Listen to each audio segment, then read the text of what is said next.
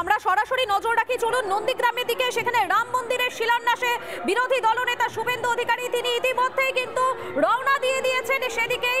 সেই ছবি দেখাচ্ছি আপনাদেরকে সরাসরি, আপনারা দেখতে পাচ্ছেন এই মুহূর্তে নন্দীগ্রামের ছবি দেখাচ্ছি আপনাদেরকে।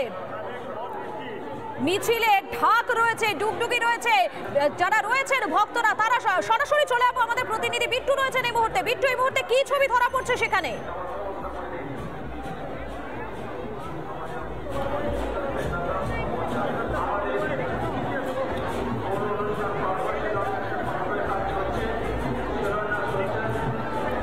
বিট্টু, আমার কথা শোনা যাচ্ছে? প্রথমে এই মুহূর্তে যজ্ঞ বসেছে, সেই যজ্ঞকুণ্ডের সামনে শুভেন্দু অধিকারী দাঁড়িয়ে, তার পাশাপাশি শিলান্যাস পর্ব চলছে। যে ছবিটা এই মুহূর্তে আমার ভিডিও জার্নালিস্ট রজনীকান্ত বেরা দেখাচ্ছে, কিছুক্ষণ আগে তিনি প্রায় 2000 বাইক সঙ্গে নিয়ে একদম ভাঙা বেড়া থেকে মিছিল করে এলেন। সেই ছবিটা যেরকম দেখাচ্ছি, তার পাশাপাশি তিনি এই মুহূর্তে যজ্ঞকুণ্ডের সামনে দাঁড়িয়ে রয়েছেন এবং শিলান্যাস পর্ব চলছে। তুমি দেখতে পাচ্ছ প্রায় মন্ত্রোচ্চারণের মাধ্যমে সেই শিলান্যাস পর্ব কার্যকর হচ্ছে। ভাঙা বেড়া থেকে প্রায় 2000 বাইকের মাধ্যমে মিছিল করে সরাসরি এই যে স্থান যেখানে রাম মন্দির প্রতিষ্ঠা হবে সেই স্থানে তিনি এলেন এবং সাময়িক সময় তিনি পদযাত্রা করেছেন সোনাচূড়া থেকে। এবং এই যে মিছিল, সেই মিছিল দেখা যাচ্ছে যে বিভিন্ন জায়গায় কাশীপুরে পুলিশ মিছিল আটকেছে। সমস্ত বিষয়টা নিয়ে কলকাতা পুলিশ এবং রাজ্য সরকারকে কার্যত বিষোদ্গার করেন শুভেন্দু অধিকারী।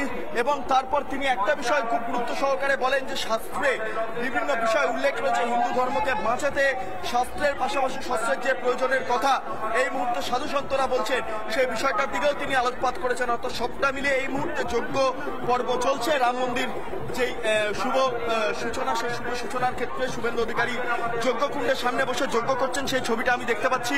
আমার ভিডিও জার্নালিস্ট রজনীকান্ত বেরা সেই ছবিটা তুলে ধরছে। তার পাশাপাশি আমরা যেটা জানতে পাচ্ছি, এই স্থানে যেই কর্মসূচি, তার এই কর্মসূচি এবং শিলান্যাস পর্ব শেষ হয়ে যাওয়ার পর নন্দীগ্রামের জানকীনাথ মন্দির, সেখানে গিয়ে তিনি পুজো দেবেন এবং তারপর তার কর্মসূচি মেছেদায় প্রায় 4 থেকে 5000 মানুষকে নিয়ে তিনি একত্রিত হয়ে রাম মন্দিরের যে শোভাযাত্রা সেই অনুষ্ঠানে অংশগ্রহণ করবেন।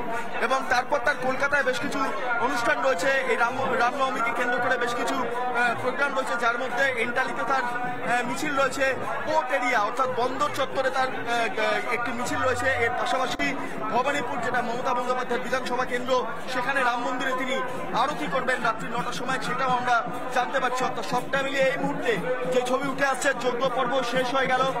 শুভেন্দু অধিকারী পরবর্তী গন্তব্য আমরা যেটা জানতে পারছি নন্দীগ্রামের জানকীনাথ মন্দির, সেখানে তিনি যাবেন।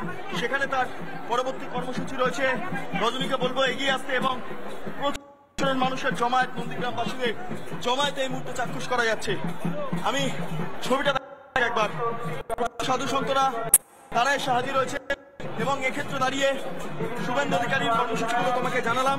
প্রচুর মা বোনেদের উপস্থিতি এই মুহূর্তে দেখা যাচ্ছে এবং আদিবাসীরাও, তারাও আজকের এই রাম মন্দিরের যে সূচনা পর্ব, সেখানে তাদের অংশগ্রহণ চাক্ষুষ করতে পারছি আমরা। এবং আর কিছুক্ষণের মধ্যে শুভেন্দু বাবু তার ভাষণ পেশ করবেন রাম মন্দির সংক্রান্ত বিষয় নিয়ে এবং তারপর তার পরবর্তী গন্তব্য আমরা যেটা জানতে পারছি জানকীনাথ মন্দির, নন্দীগ্রামে একটু এগিয়ে আসবো, কারণ এই মুহূর্তে মণ্ডপের সামনে বিরোধী দল নেতা এবং তার যে কর্মসূচি, সেই কর্মসূচিগুলো পরপর তুলে ধরার চেষ্টা করবো। আমি এই মুহূর্তে দেখতে পাচ্ছি বিরোধী দলনেতা তিনি তার যে যজ্ঞ পর্ব তার এই মুহূর্তে সমাপ্ত করেছেন এবং প্রচুর সাধারণ মানুষ, আমি একটু প্রতিক্রিয়া নেব, আমি এখানকার মানুষের প্রতিক্রিয়া নেব। আপনারা এই মুহূর্তে ভলেন্টিয়ার হিসাবে কাজ করছেন, কত মানুষ রয়েছে? 20,000 আছে, 20,000 মানুষ আছে এবং 20,000-এর মধ্যে। আর এমনি আমি আরো ছবি দেখাবো একের পরে।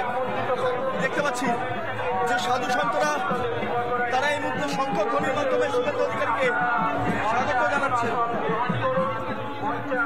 গুরুত্বপূর্ণ ছবি, কারণ এই রাম মন্দিরের স্বপ্ন যখন অযোধ্যা রাম মন্দির হলো, পরবর্তী সময় থেকে একেবারে বিট্টু, তুমি আমাদের সঙ্গে থাকো, তোমার কাছে পরবর্তী আসবো। তবে কাজীপাড়ার ছবিটা দেখবো, সরাসরি রয়েছেন আমাদের। নানা ধরনের কন্টেন্ট দেখার জন্য লাইক করুন, শেয়ার করুন আমাদের ফেসবুক পেজ, সাবস্ক্রাইব করুন আমাদের ইউটিউব চ্যানেল। পাশাপাশি অন্যান্য ব্রেকিং নিউজের জন্য অবশ্যই চোখ রাখুন রিপাবলিক বাংলায়।